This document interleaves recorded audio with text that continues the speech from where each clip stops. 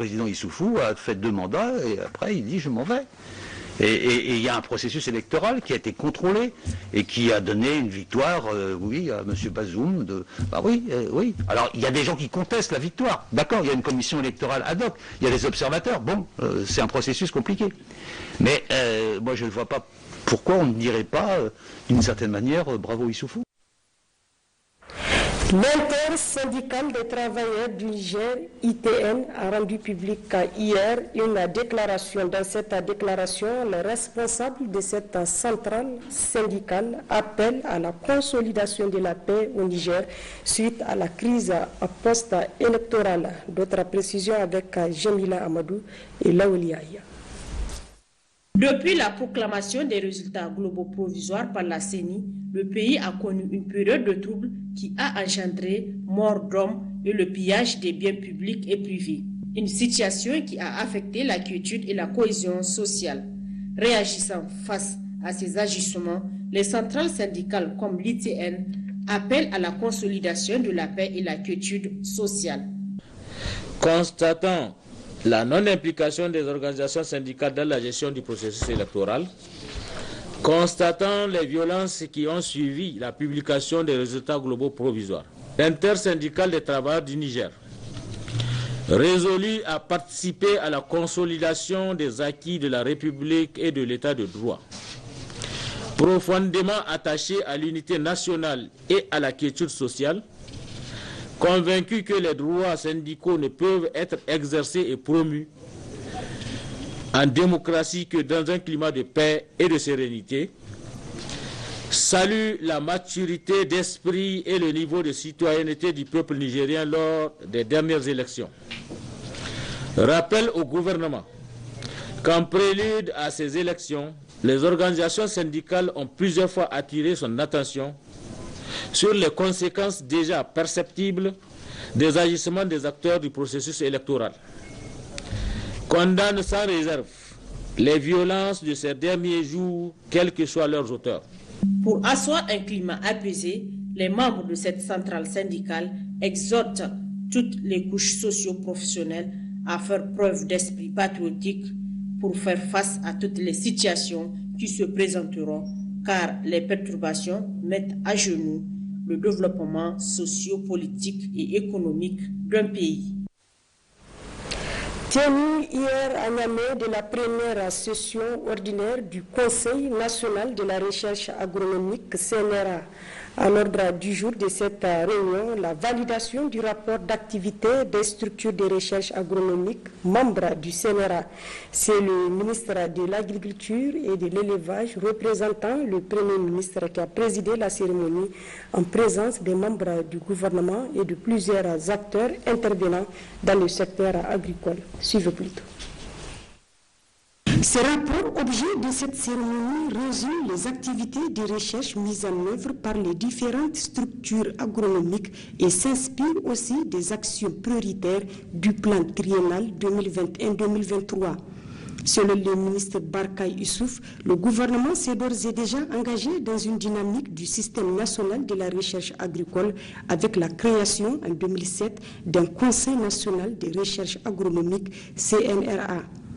Ainsi, par cette réforme de notre recherche agricole, qui figure parmi les priorités définies dans le cadre de l'initiative 3N, le gouvernement nigérien veut désormais l'émergence d'une recherche agronomique visible, lisible, avec désormais des résultats qui ont des impacts positifs sur le secteur rural.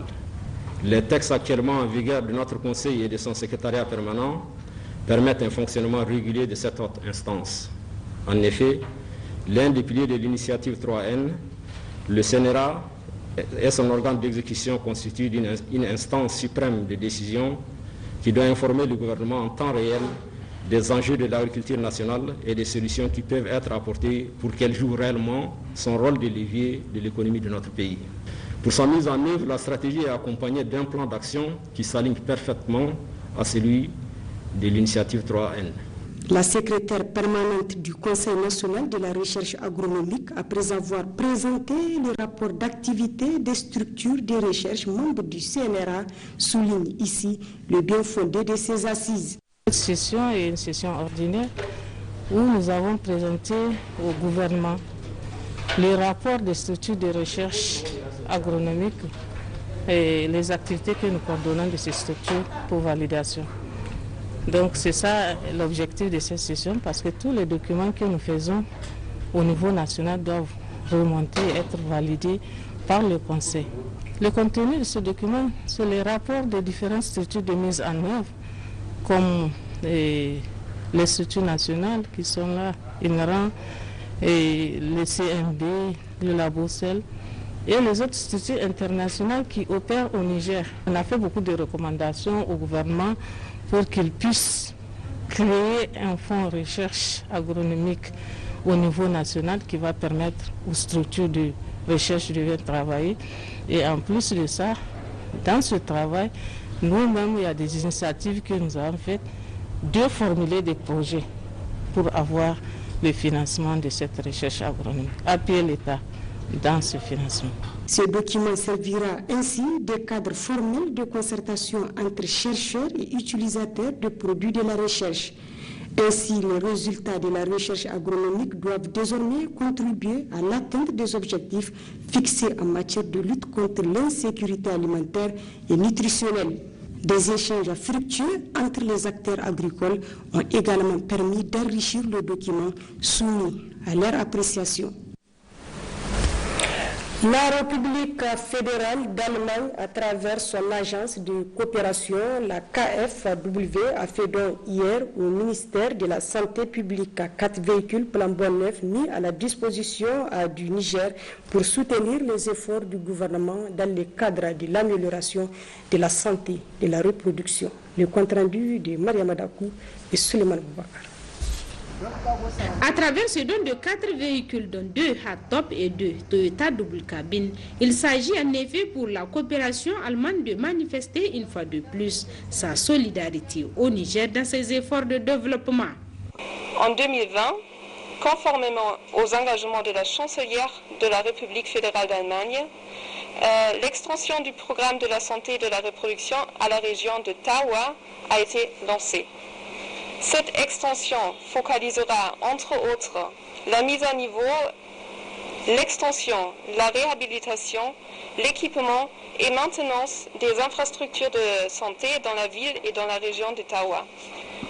Mesdames et messieurs, la cérémonie aujourd'hui fait suite à celle qui a eu lieu l'année dernière pour la dotation de 54 motos, 14 véhicules de supervision et 20 ambulances pour la région de Tillabéri.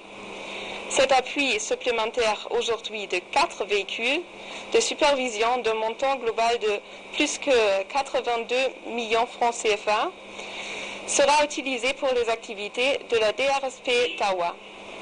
Ces différentes acquisitions constituent un investissement important permettant d'accroître la mobilité et les capacités opérationnelles des agents de la santé publique. Le ministre de la Santé publique par intérim, en réceptionnant le don, n'a pas manqué de saluer l'exemplarité de la coopération avec ce pays frère et ami qui a toujours été aux côtés du Niger dans sa marche vers le développement.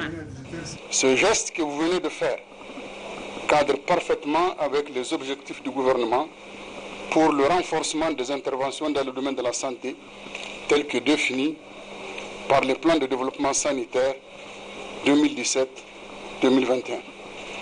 Je voudrais rappeler que votre pays est l'un de nos partenaires qui œuvre pour le bien-être des populations, notamment dans le cadre de l'amélioration et du renforcement des capacités du système de santé, avec des résultats satisfaisants, très appréciés par les Nigériens. À cet effet, je vous demande, au nom de son Excellence, M. Issoufou Mahamadou, président de la République, chef de l'État, et au nom du gouvernement et du peuple nigérien, de transmettre aux autorités de votre pays toute notre reconnaissance et notre gratitude. Aussi, le ministre Ahmed Boto a tenu à rassurer ses partenaires de longue date que toutes les dispositions seront prises pour que ces véhicules soient utilisés de façon rationnelle au bénéfice de la population nigérienne.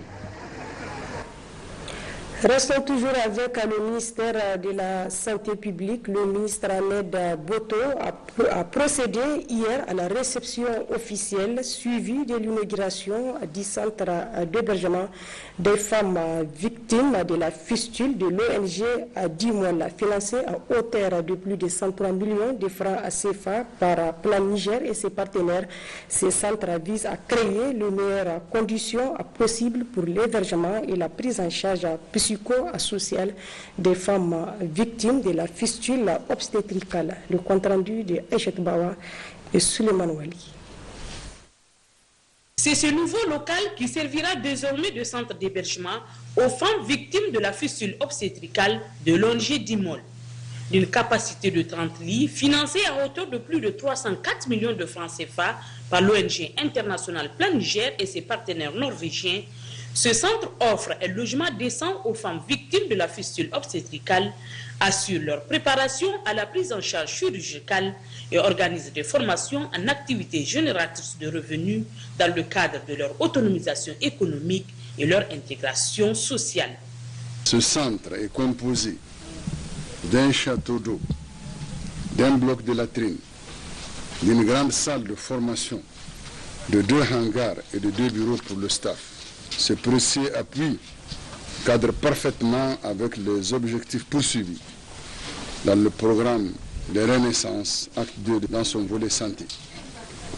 Je profite de l'opportunité qui m'est offerte pour féliciter et encourager la présidente de l'ONG Dimol, Madame Traoré Salamatou, dont la constance et l'engagement dans la lutte contre la fistule génitale féminine ont permis la réalisation de cette importante infrastructure. En appuyant l'ONG Dimol, qui s'active depuis plusieurs années à apporter son soutien aux femmes affectées par ce fléau, l'ONG internationale Plan Niger entend soutenir l'État du Niger dans ses efforts d'éradication de la fistule génitale, surtout que le pays enregistre environ 750 cas chaque année.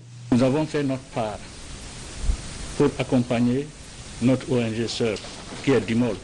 Nous sommes toutes des ONG. Mais ce qui est clair, c'est que le travail que Dimol fait dans ce centre rentre dans le cadre de la santé. Et tout ce qui rentre dans le cadre de la santé au Niger doit être géré, doit être sous le contrôle du ministère de la Santé. En réceptionnant les clés de ce joyau, attendu depuis 13 bonnes années, la présidente de l'ONG Dimol s'en est réjouie tout en félicitant ses partenaires. Je suis heureuse de voir Plan International et l'ONG Dimol réussir un vaste chantier qui est acquis à la cause de la santé de la mère, dans le souci de contribuer à la réduction du taux de mortalité et de morbidité maternelle. Nos sincères remerciements vont à l'État du Niger, à Plan Niger International et aux donateurs et à ceux qui vont leur emboîter le pas pour la finalisation du chantier. La coupure du ruban, suivie de la visite guidée de locaux, a mis fin à cette cérémonie d'inauguration. Un joyau qui soulagera désormais les femmes souffrant de la fistule obstétricale en vue de retrouver le sourire. À Maradi, la Fondation Al-Bassar, par le biais de l'hôpital ophtalmologique et l'université Danduko Dankulodo de Maradi ont signé hier une convention de partenariat. Le point avec Assouma Tijani et Nassir Nakaka. Il vous souviendra que lors de sa dernière visite de travail à Maradi, plus précisément au niveau de l'hôpital ophtalmologique Maka, le Premier ministre chef du gouvernement Birji Rafini a émis le vœu que cette institution sanitaire crée un partenariat avec l'université d'Ankulodo dans le domaine de l'ophtalmologie. Aujourd'hui, ces choses faites, ces deux institutions viennent ainsi de signer une convention de partenariat qui, selon le recteur professeur Zakari Moussa Ousmane et le directeur régional de la Fondation Al-Bassar Moussa Abou, constitue le point de départ d'une nouvelle dynamique qui va concourir à l'amélioration de la qualité de l'enseignement en ce qui concerne la vue et le développement des ressources humaines en général. Créé dans le cadre de ce partenariat dans l'enceinte de l'hôpital Maka de Maradi, ce centre de formation en ophtalmologie est le deuxième en Afrique après celui du Soudan, ce qui constitue un privilège et un réel motif de satisfaction pour le professeur Zakari Moussa Ousmane. L'hôpital Maka de Maradi est un hôpital de référence. Il constitue une réponse à un problème majeur de santé publique qui est la vue. Parce que sans vue, il n'y a pas de vie. Et nous sommes très heureux de trouver un cadre où, ensemble avec l'Institut et l'hôpital, nous allons contribuer au développement des ressources humaines dans le domaine de l'ophtalmologie, l'optométrie et les spécialités biomédicales. Nous sommes très heureux aujourd'hui de traduire cette recommandation en termes donc de signature d'une convention concrète, et nous allons travailler étroitement avec toutes les parties prenantes concernées. La formation que nous allons offrir soit une réponse aux préoccupations de la société en vue d'enrayer cette problématique qui est un frein au développement. Le gouverneur de la région de Maradi, Zakari Oumarou, s'est également réjoui de cet accord et de toutes les actions de bienfaisance que mène cette organisation non gouvernementale au profit des populations de sa région, et ce, depuis plusieurs années. Maradi est en train de devenir un pôle sanitaire. Nous sommes vraiment très fiers. Nous remercions le gouvernement du Niger, nous remercions les partenaires qui ont bien voulu venir investir pour l'amélioration de la santé de nos populations. Le premier vice-président du conseil régional de Maradi, Sadis Oumarou, et le président de la délégation spéciale, Ibrahim Miko, ont, en présence du directeur de cabinet du ministre des Enseignements supérieurs, fait une mention spéciale à l'endroit de cet hôpital de renommée nationale et même sous-régional qui fait de Maradi un pôle sanitaire en matière d'ophtalmologie. Il faut noter que l'hôpital Maka a également été visité à cette occasion, visite qui aura permis aux autorités régionales de découvrir les appareils très sophistiqués et le plateau technique dont dispose cet hôpital. Volet reportage, le contrat d'assurance permet aux citoyens de se couvrir en cas d'accident ou de catastrophe naturelle. Quels sont les différents types de contrats d'assurance? Couvre-t-il des dommages causés suite à des événements comme Niamey l'a connu récemment? Explication dans ces reportages de Oumma Jamila Moudachuru et Habib Abdraman. Contrat entre une personne et une société, l'assurance est l'un des moyens le plus formels pour un individu de confier sa sécurité ou la sécurité de ses biens pour être dédommagé en cas de situation inattendue. Ainsi, il existe de grandes catégories d'assurance. Il y a d'abord les assurances de dommages. C'est toutes les assurances qui concernent l'assurance automobile, l'assurance incendie, l'assurance transport, l'assurance aviation, construction des routes, ce qu'on appelle donc les touristes chantiers, etc., etc. Il y a des assurances de responsabilité civile, ainsi de suite. Ça, c'est une catégorie d'assurance qu'on appelle les assurances dommages. Et il y a maintenant de l'autre côté les assurances vie.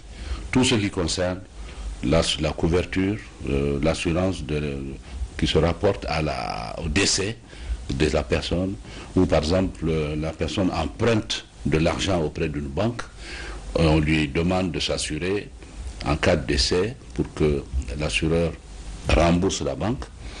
Et puis il y a plusieurs types d'assurance vie, c'est assez vaste. D'une manière générale, les assurances offrent plusieurs opportunités dans des domaines divers et variés. L'assurance, elle protège le patrimoine. Imaginez quelqu'un qui subit un incendie, qui voit tous ses biens détruits par le feu. Donc c'est comme il est ruiné. S'il n'a pas d'assurance, il aura de peine à se relever. Certains sinistres, des faits liés aux aléas climatiques et même les vols sont couverts par les assurances. Dans un contrat d'assurance incendie, il y a des garanties qui sont définies. Garantie, donc naturellement, la garantie principale peut être en cas d'incendie.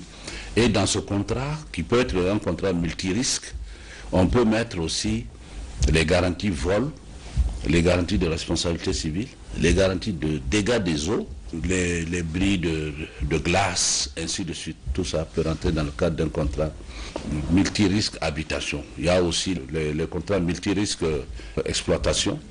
Là, c'est pour assurer de grandes affaires, par exemple les usines, les supermarchés, ainsi de suite, ainsi de suite. Cependant, pour les cas de meurtre et certains mouvements séditieux, la prise en charge ne peut être assurée que par accord préalable avec son assureur.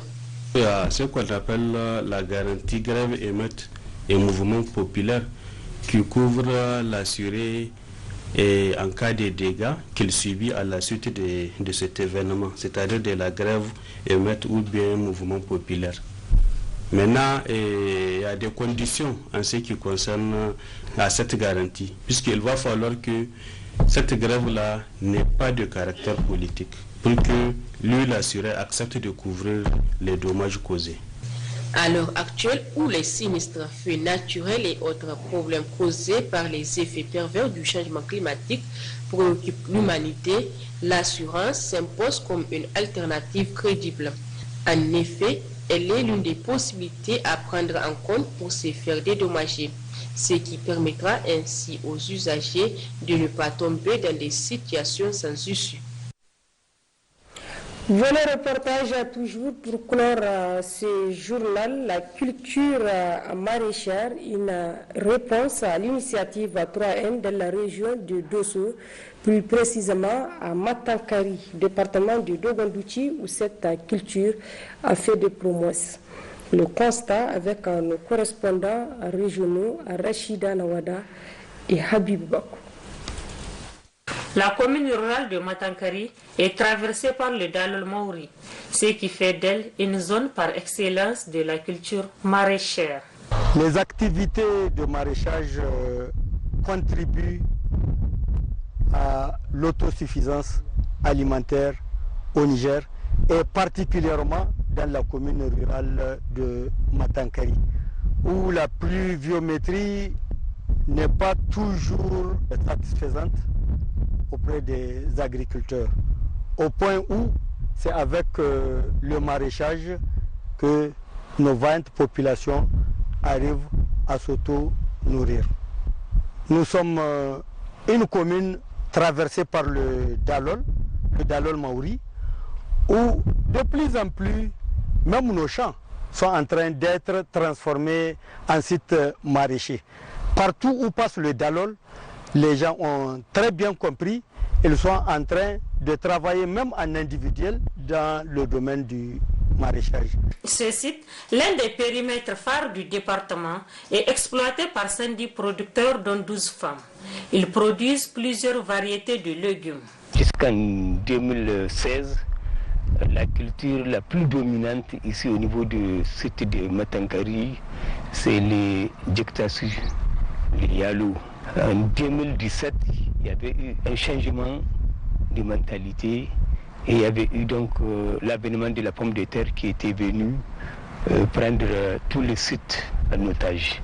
Ça veut dire que presque 80% de ces sites ont été emballés en pomme de terre.